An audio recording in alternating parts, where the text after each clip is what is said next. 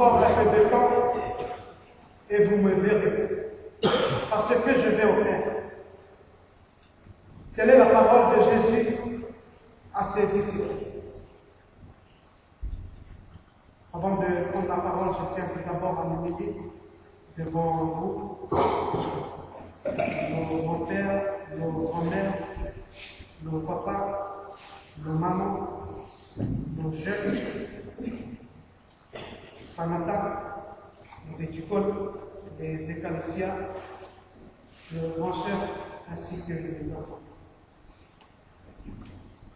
Je voudrais aussi montrer ma joie pour porter cette parole, qui est parole de Dieu, et dont nous avons été créés à sa image.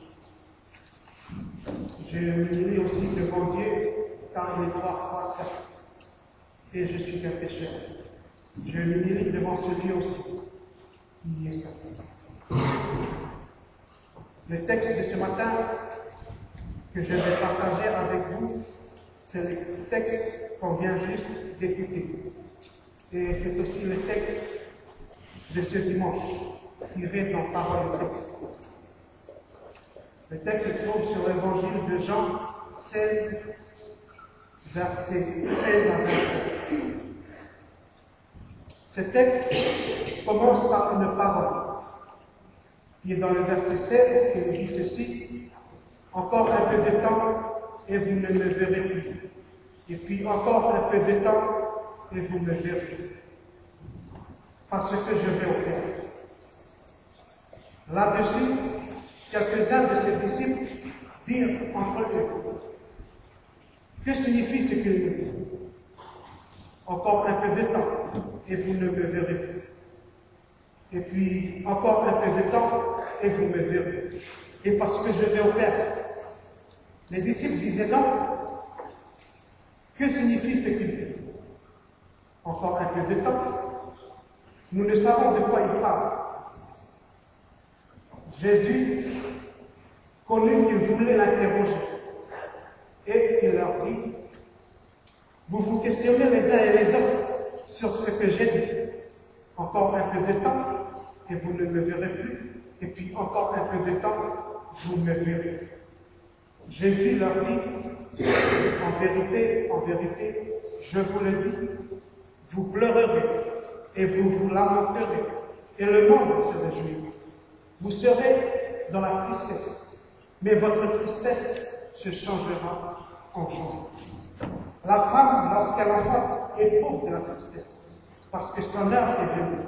Mais lorsqu'elle a donné le jour à l'enfant, elle ne se souvient plus de la souffrance, à cause de la joie qu'elle a de ce qu'un homme est né comme nous. Vous donc aussi, vous êtes maintenant dans la tristesse, mais je vous converrai. Et votre cœur se réjouira, et nul ne vous ravira votre jour. En ce jour-là, vous m'interrogerez plus sur Dieu. En vérité, je le dis. Quand nous voyons ce texte, Jean 16, 16 à 23, il s'agit d'une discussion entre Jésus et ses disciples. Et c'est Jésus qui parle. Et d'ailleurs, dans le chapitre 7, Jésus parle à ses disciples. Mais quand Jésus a prononcé cette parole, encore un peu de temps, et vous ne verrez plus, et puis encore un peu de temps, vous me verrez, parce que je vais au Père. Là, ça a causé une réaction chez les disciples. Ils parlaient entre eux, ils murmuraient entre eux. Mais Jésus connaissait qu'ils voulaient une explication à propos de cette parole. Et la question qu'il faut se poser maintenant, pourquoi ont-ils réagi de la sorte? Pourquoi ont-ils réagi comme ça? Parce qu'ils sont tristes.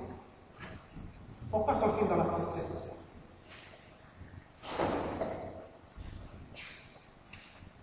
Parce que Jésus leur a déjà annoncé qu'il va partir vers celui qu'il a envoyé. Dans la tristesse de ses disciples, on peut voir le désespoir. Combien de temps ont-ils attendu? un sauveur, le Messie, celui qui a été prophétisé par les prophètes. Dans la tristesse de ses disciples, on peut voir aussi le doute. Est-ce bien celui qui nous a envoyés? Pourquoi doit-il mourir?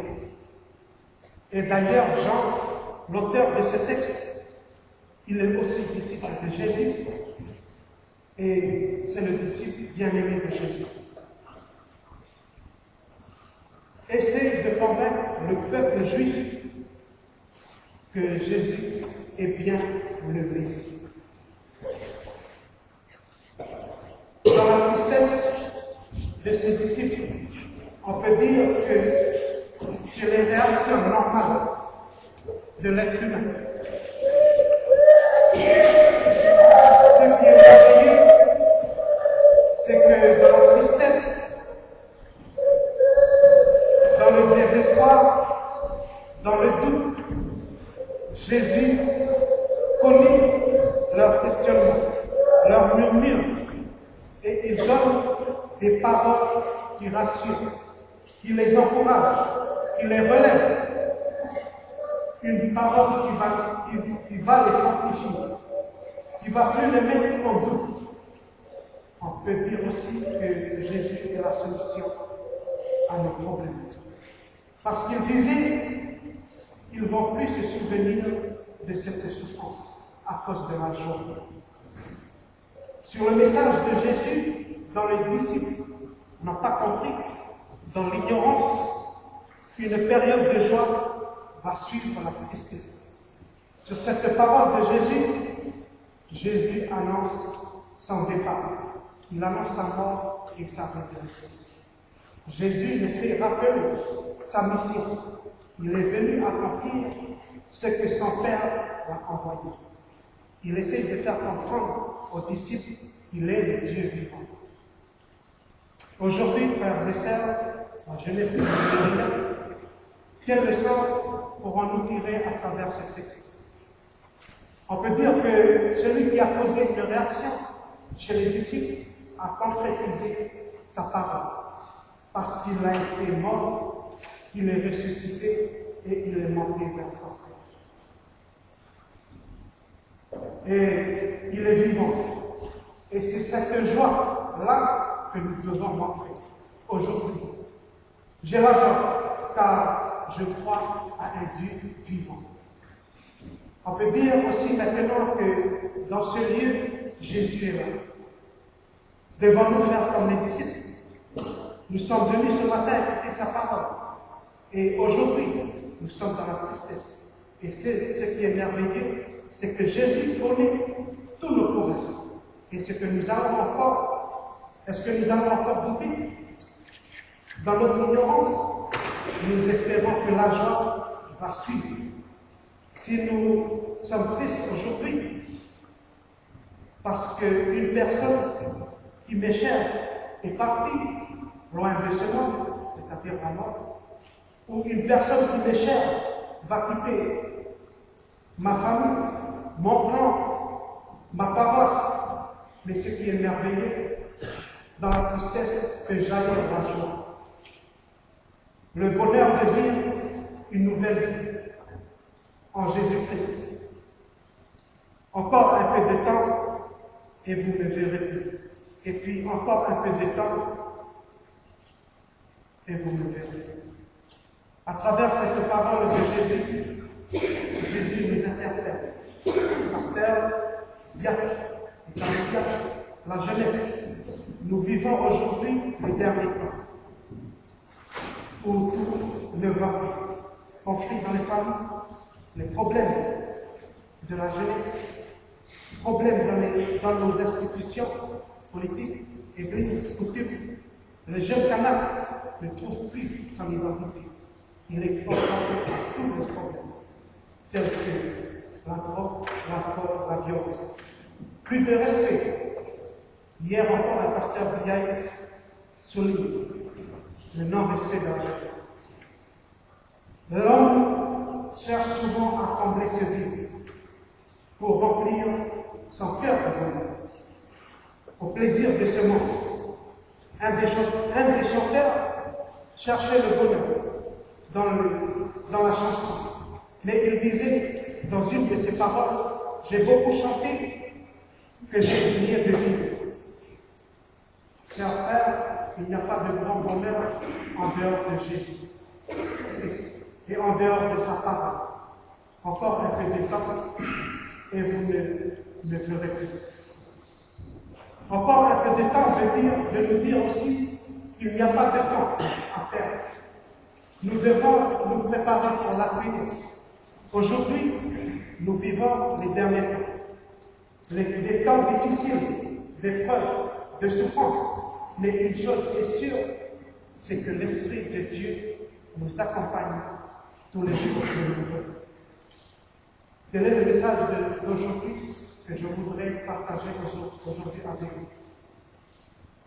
Je m'étais encore devant mon grand-père, mon grand-mère. Mais tout à l'heure, je disais que j'ai la joie de partager cette parole. Parce que c'est une parole qui est vivante. Et c'est la parole de notre Seigneur. Celui qui nous a fait vivre depuis toujours jusqu'à maintenant. Que Dieu nous parle.